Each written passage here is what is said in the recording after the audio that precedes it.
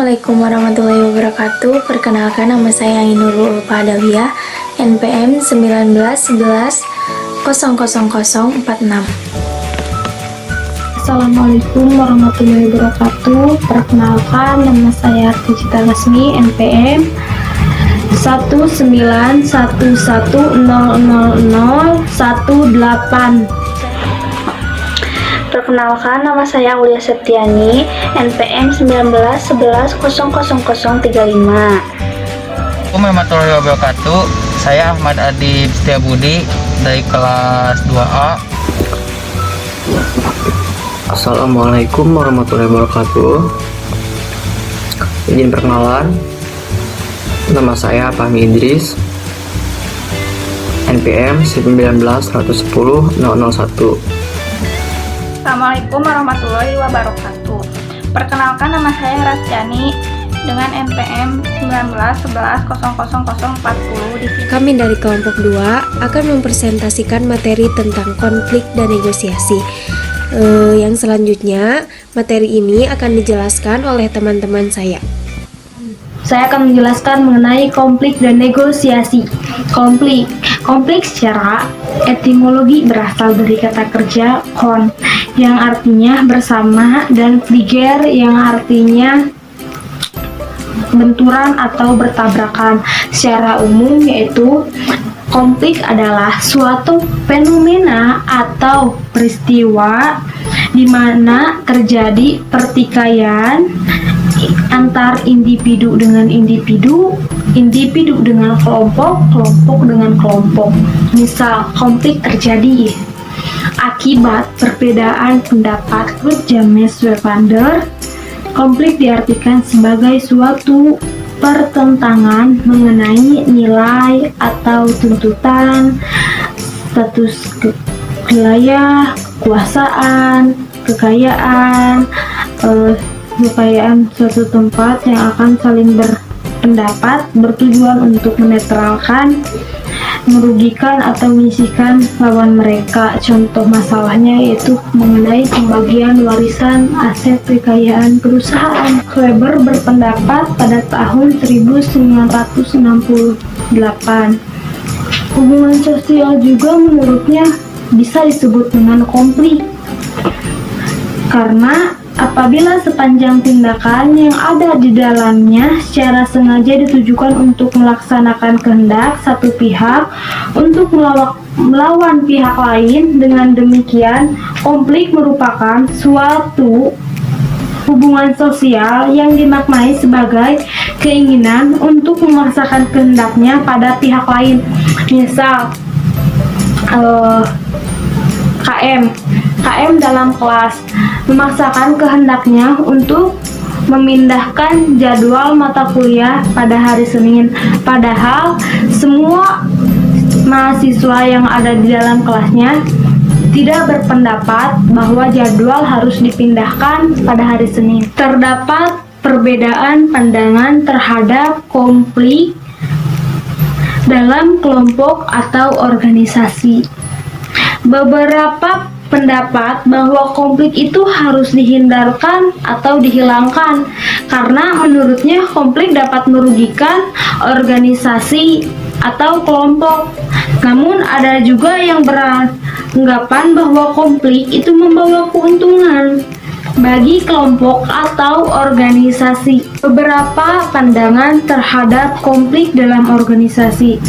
Pandangan tradisional atau the traditional view.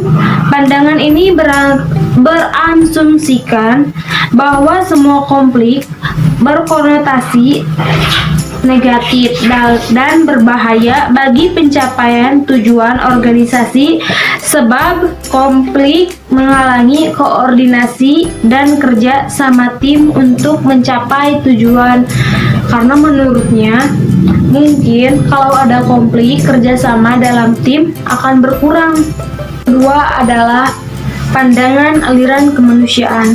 Pandangan ini berasumsikan bahwa konflik itu adalah hal yang biasa di dalam interaksi antar kelompok dalam organisasi. Menurutnya, konflik ini dapat meningkatkan kinerja.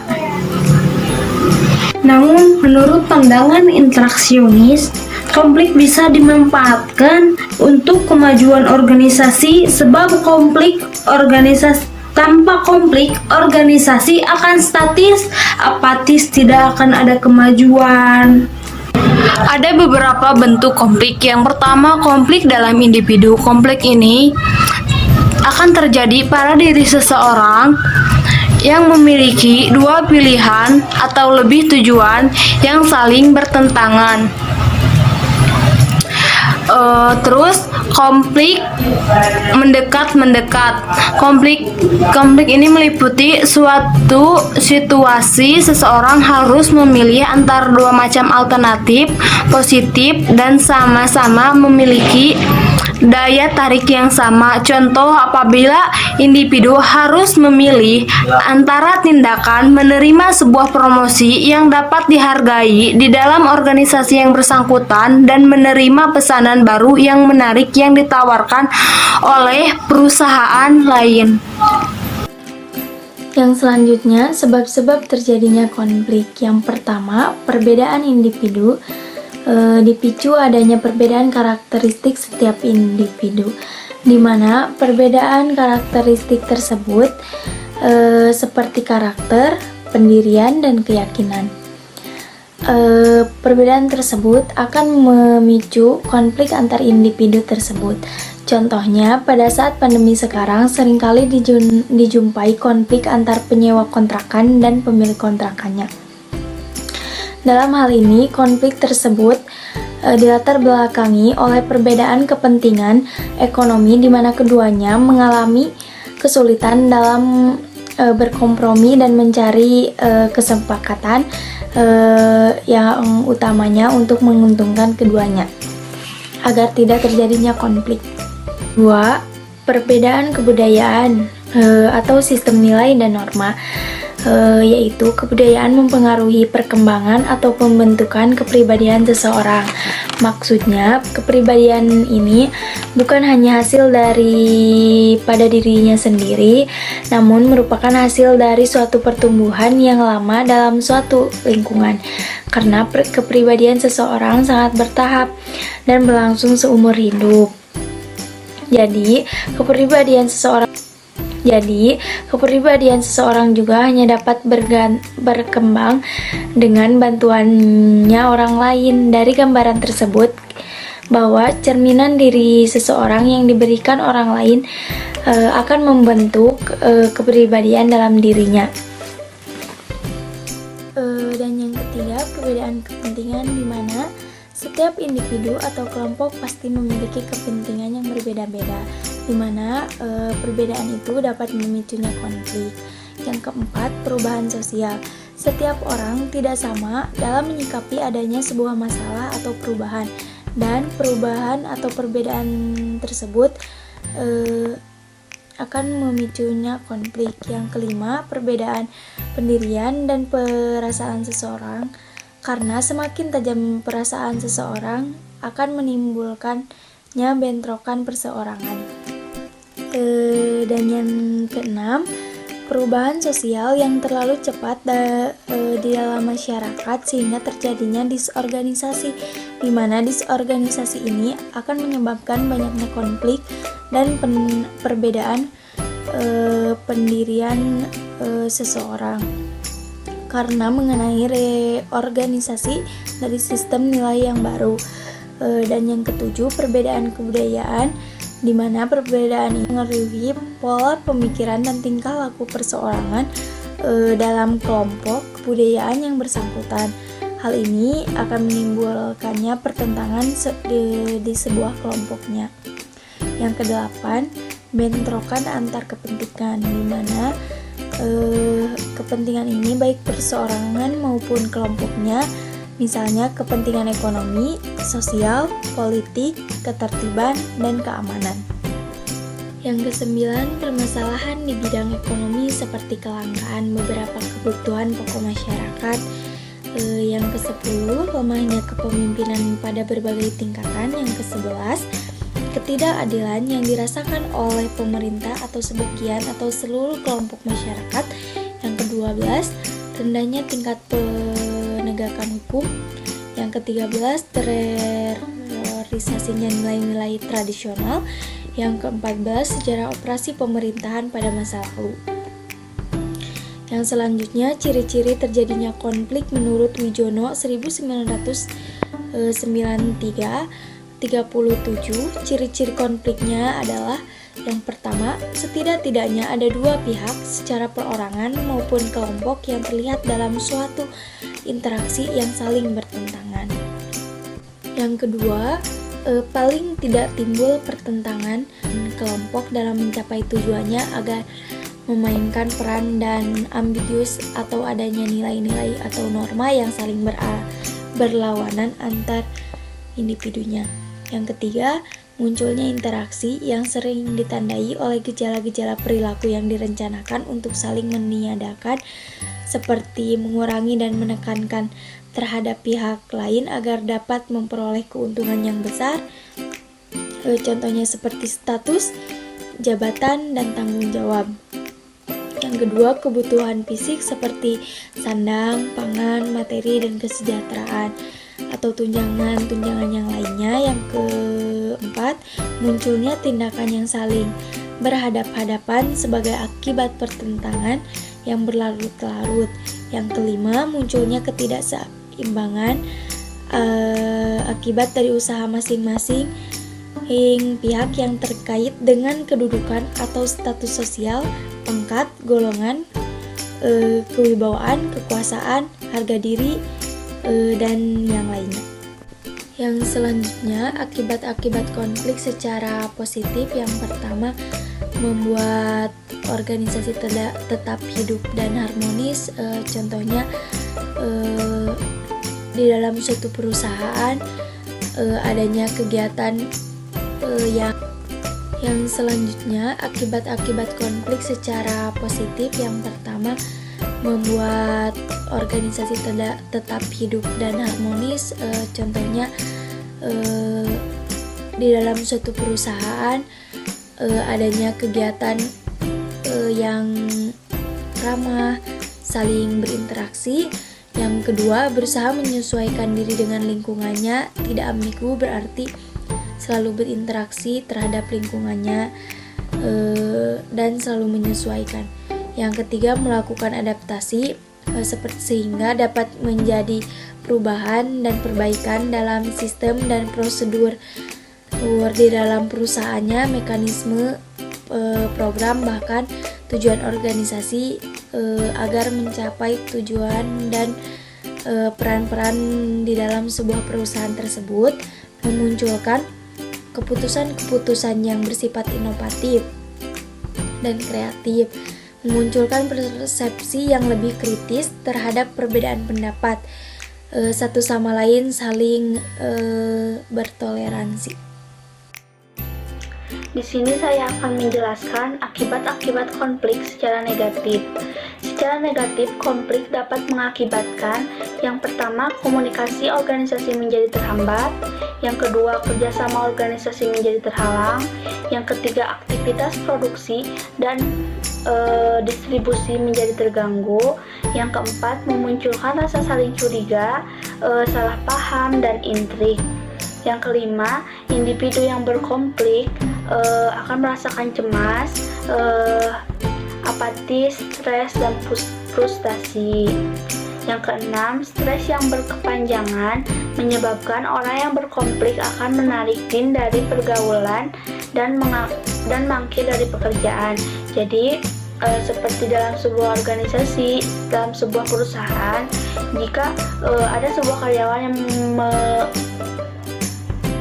mempunyai konflik, maka hidupnya akan merasa tidak nyaman, akan merasa cemas, dan lain sebagainya. Tips mengatasi konflik internal. Yang pertama, intervensi.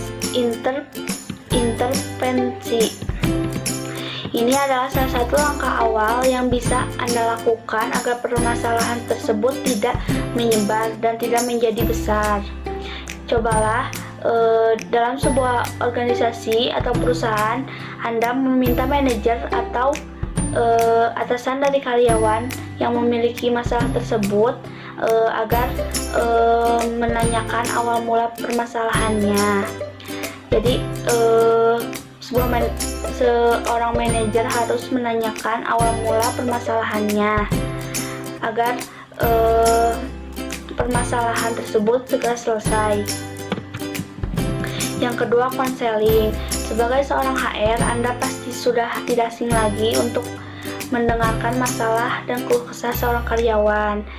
Jadi, untuk mengatasi konflik kerja, Anda harus mulai sering membuka sesi konseling pada individu atau kelompok yang bermasalah. Jadi, dalam sebuah perusahaan, jika seseorang mengalami konflik, maka kita harus segera konsultasi agar permasalahannya segera selesai. Yang ketiga, konfrontasi yang terkontrol.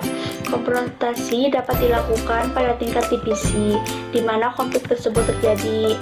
Individu yang memiliki permasalahan bisa langsung menyampaikan dan duduk permasalahannya dengan diawasi langsung oleh rekan kerja atau manajer.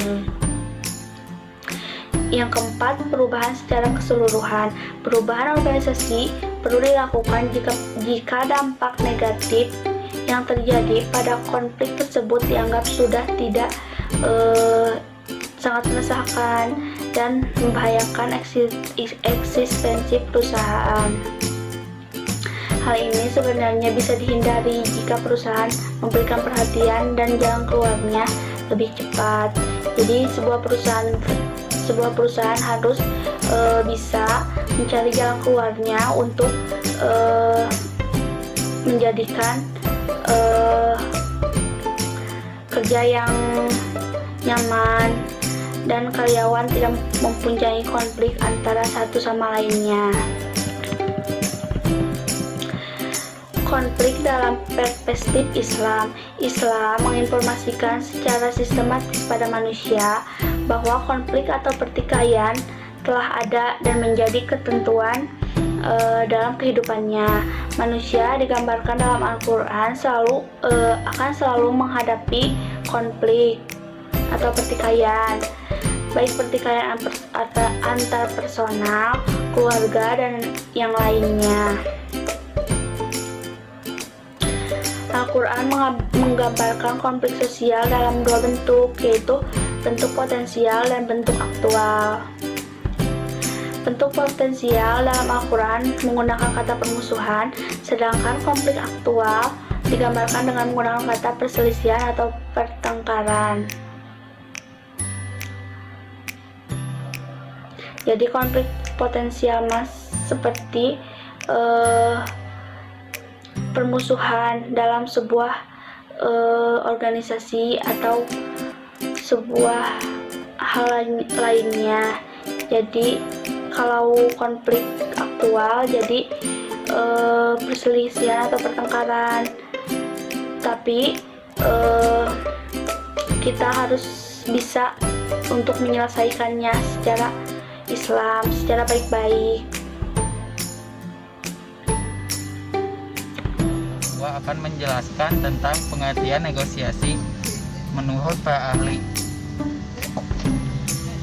Yang kesatu, menurut Hartman, negosiasi merupakan suatu proses komunikasi yang dimana dua pihak masing-masing dengan satu tujuan dan sudut pandang mereka sendiri berusaha akan mencapai kesepakatan yang memuaskan kedua belah pihak tersebut mengenai masalah yang sama. Itu menurut Hartman. Yang kedua, Runtung Sitepu.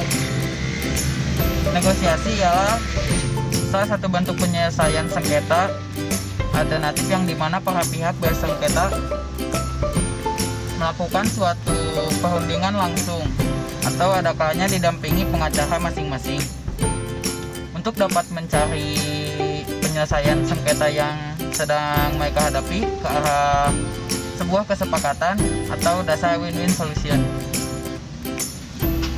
Yang ketiga, menurut Oliver, negosiasi merupakan sebuah transaksi yang dimana kedua belah pihak akan mempunyai hak atas hasil akhir. Yang keempat, case negosiasi ialah suatu proses di mana paling sedikit yang dilakukan dalam upaya mencapai kesepakatan, kebutuhan dan motivasi yang berbeda mencoba untuk bisa bersepakat tentang suatu hal dan kepentingan bersama.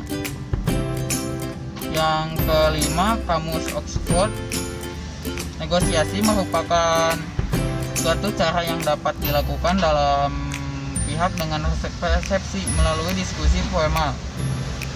Negosiasi juga dapat dilakukan oleh dua pihak atau juga lebih, di mana masing-masing pihak memiliki pendapat atau suatu ujian berbeda dan terjadi proses tawar-menawar untuk dapat mencapai kesepakatan bersama.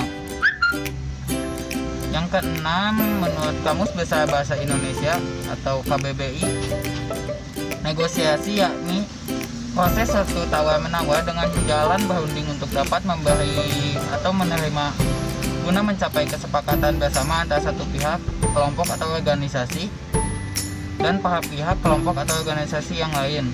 Penyelesaian suatu sengketa secara damai melalui perundingan antara pihak-pihak yang bersengketa. Yang ketujuh, Henry Kissinger, negosiasi merupakan sebuah proses untuk dapat menggabungkan posisi konflik ke posisi yang umum di bawah keputusan bulat.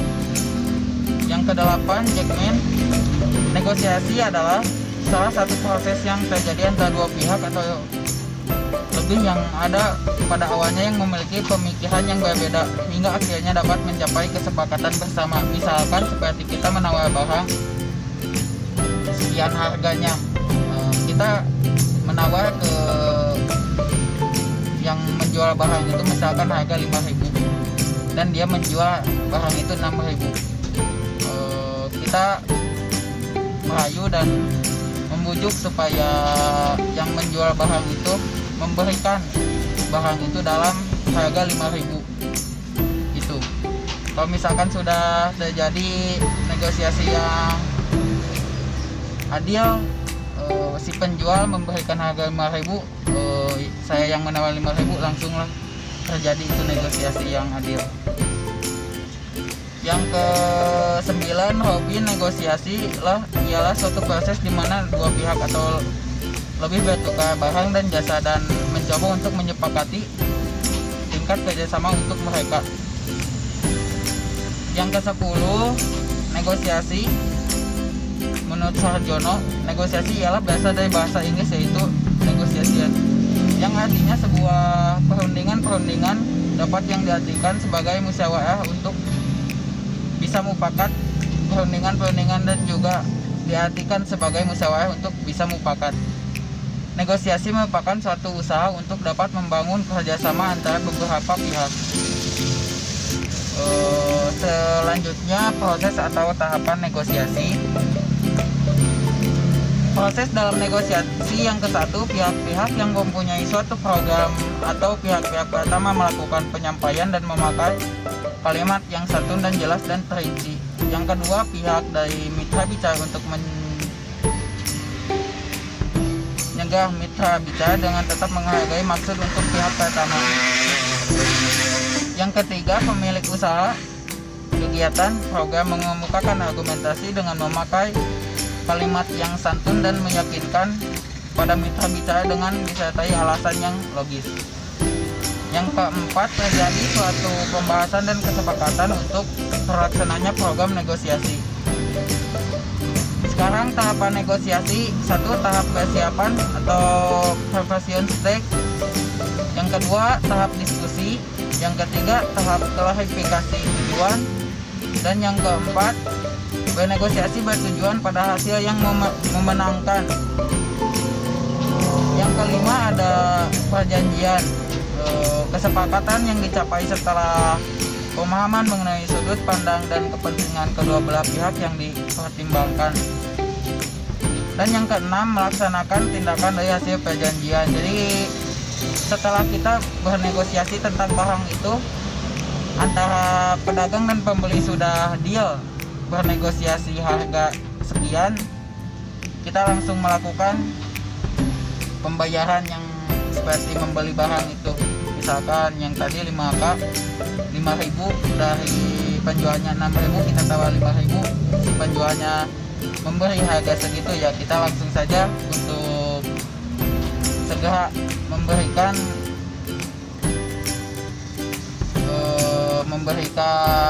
harga barang itu dan menyerahkan uang dan mengambil barang. Sekian dari saya. Wassalamualaikum warahmatullahi wabarakatuh. Di sini saya akan mempresentasikan tentang strategi dan taktik negosiasi.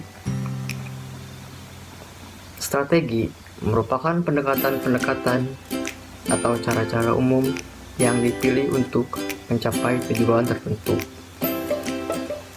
Sedangkan taktik merupakan cara yang bersifat spesifik yang dilakukan sebagai media untuk menyampaikan strategi yang telah dipilih sebelumnya. Dengan kata lain, strategi dengan taktik merupakan sesuatu yang berkaitan satu sama lain dan tidak dapat dipisahkan karena taktik merupakan bentuk nyata atau pelaksanaan dari strategi. Setidaknya terdapat dua strategi dalam menjalankan negosiasi. Strategi yang pertama yaitu tawar-menawar secara distributif. Biasanya terdapat jangka waktu tertentu yang ditetapkan pihak yang bernegosiasi sebagai taktik agar negosiasi tidak berjalan terlalu lama. Namun, kelemahan taktik ini yaitu terkadang keputusan yang dibuat kurang matang karena terburu oleh jarak dan waktu. Kemudian yang kedua yaitu strategi persuasif. Strategi persuasif misalkan dengan taktik memberi informasi yang bermanfaat bagi pihak yang lainnya. Kelebihan taktik ini yaitu memperbesar kemungkinan pihak lawan untuk percaya kepada pihak yang mempersuasi. Namun di sisi lain, hal ini dapat membuat pihak lawan dengan mudah menjatuhkan pihak yang mempersuasi karena terkadang terlalu berlebihan memberikan informasi. Untuk yang kedua, saya akan menjelaskan tentang faktor yang mempengaruhi efektivitas negosiasi. Menurut McGuire 2004 mengatakan terdapat 3 faktor utama yang mempengaruhi efektivitas negosiasi yang baik, yaitu 1. Atensi adalah negosiator yang baik. Menyadari bahwa membutuhkan proses termasuk di dalamnya untuk menghilangkan sekat di antara kedua pihak dan bukan merupakan hasil instan. Kedua, self confidence, yaitu negosiator yang baik menyadari bahwa dengan memiliki kepercayaan diri berarti memiliki pula keyakinan dan kemampuan untuk mencapai keberhasilan negosiasi. Ketiga, communication skill, yaitu negosiator yang baik menyadari bahwa dengan melibatkan dua pihak, negosiasi membutuhkan kemampuan komunikasi yang baik. Menyadari bahwa melibatkan dua. C. Communication skill, yaitu negosiator yang baik menyadari bahwa dengan melibatkan dua pihak, negosiasi membutuhkan kemampuan komunikasi yang baik agar mampu menangkap pesan secara efektif. Joseph E. DeVito dalam Canggara 2007 membagi komunikasi menjadi 4 macam, yaitu 14 komunikasi antar pribadi, komunikasi kelompok kecil, komunikasi publik, dan komunikasi massal.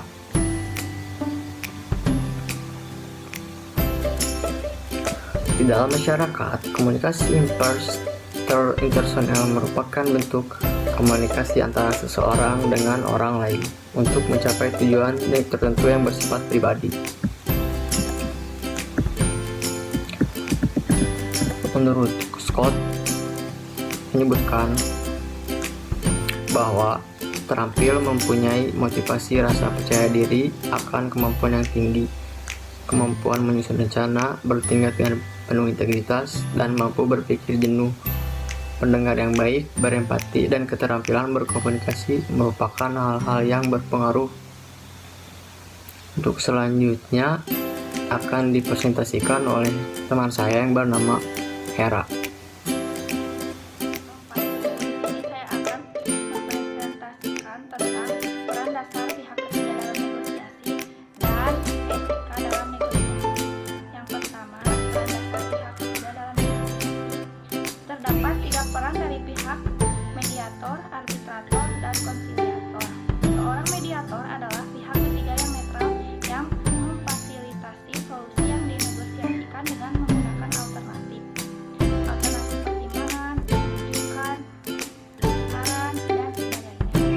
Pada media atau digunakan secara luas dalam negosiasi tenaga kerja dan dalam perceraian di pengadilan sipil.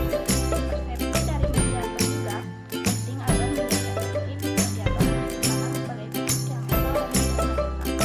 Yang kedua, seorang arbitrator adalah seorang pihak ketiga dengan otoritas untuk menilai arbitrasi dapat secara sukarela atau diminta oleh para pihak terkait yang diwajibkan secara dipaksa terhadap para pihak undang-undang atau kontrak. Kelebihan terbesar dari arbitrasi atas mediasi adalah selalu menghasilkan penyelesaian.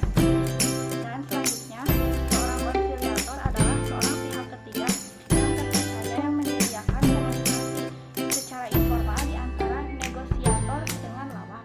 Dalam membandingkan antara konsiliasi dengan mediasi adalah dalam hal efektivitas yang telah terbukti sulit karena keduanya sangat banyak tumpang tindihnya.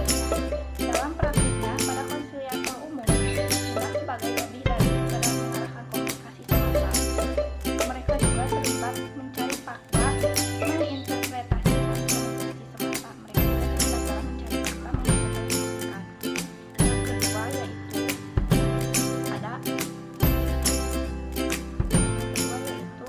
peran yang kedua, etika dalam negosiasi. Di sini saya akan menjelaskan etika dalam negosiasi yaitu digunakan untuk standar sosial untuk menentukan apa yang benar dan salah dalam situasi tertentu atau proses yang menetapkan standar-standar tersebut. Menurut Grant tahun 1994, Pitt 1990, Hosmer 2003, standar evaluasi strategi taktik dalam bisnis serta negosiasi dibagi menjadi 4, yaitu yang pertama, pilih serangkaian tindakan berdasarkan hasil yang ingin dicapai, misalnya keuntungan investasi yang lebih besar. Dan kedua, pilih serangkaian tindakan berdasarkan tugas untuk mempertahankan aturan dan prinsip yang benar, misalnya hukum. Yang ketiga, pilih serangkaian tindakan berdasarkan norma, nilai strategi, organisasi atau masyarakat, misalnya hal yang biasa dilakukan dengan orang-orang di perusahaan kami. Yang keempat, pilih serangkaian tindakan berdasarkan keyakinan atau diri kita, misalnya apa yang hati kecil kita katakan. Pendekatan pertama disebut rule ethics. Dalam etika ini kebenaran suatu tindakan ditentukan oleh penilaian pro dan kontra dari akibatnya. Pendekatan kedua merupakan contoh dari apa yang disebut truth-dati ethics, di mana kebenaran dari suatu tindakan ditentukan oleh kewajiban seorang untuk menaati konsisten prinsip hukum dan standar sosial yang mendefinisikan apa yang benar dan apa yang salah serta batasan di antara keduanya. Pendekatan ketiga mewakili bentuk sosial kontrak etik, di mana kebenaran suatu tindakan didasarkan pada kebiasaan dan norma masyarakat tertentu. Pendekatan terakhir disebut personalistic ethics, di mana kebenaran suatu tindakan didasarkan pada suara hati dan standar moral seseorang. Dan selanjutnya, dalam bernegosiasi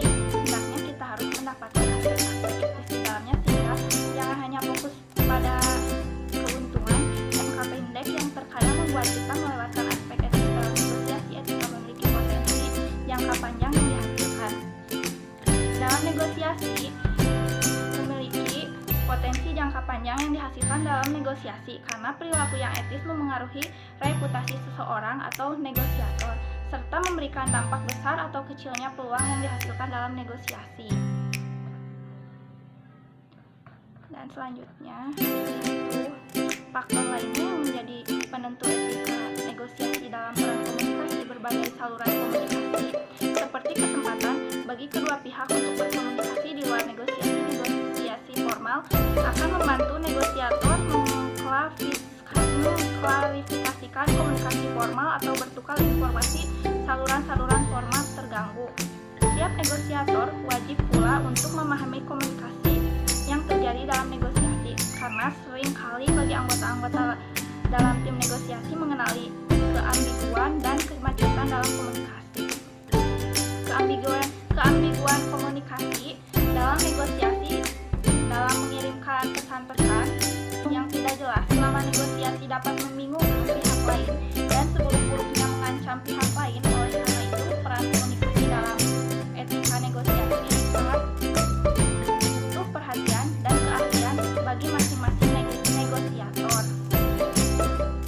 Setiap aktivitas yang dilakukan dan menggunakan tata cara atau menghormati etika yang berlaku akan memberikan kesan yang positif bagi orang-orang yang terlibat. Sama halnya, para negosiator diwajibkan untuk berperilaku sesuai dengan etika, sehingga proses negosiasi yang berjalan dengan efektif serta terintegrasi. Etika secara luas digunakan dalam standar sosial untuk menentukan apa yang benar dan salah dalam situasi tertentu atau proses untuk menetapkan standar-standar tersebut. Diawali dengan gaya persuasif yang digunakan oleh para negosiator juga turut mempengaruhi negosiasi, karena gaya persuasi tersebut berkaitan dan bagaimana cara negosiator menyampaikan pesan. Singkatnya, negosiator perlu berhati-hati dalam pembangunan pesan untuk mempengaruhi pihak lain. Keuntungan jangka pendek yang terkadang membuat kita melewatkan aspek etis dalam negosiasi. Etika memiliki potensi jangka panjang yang dihasilkan dalam negosiasi.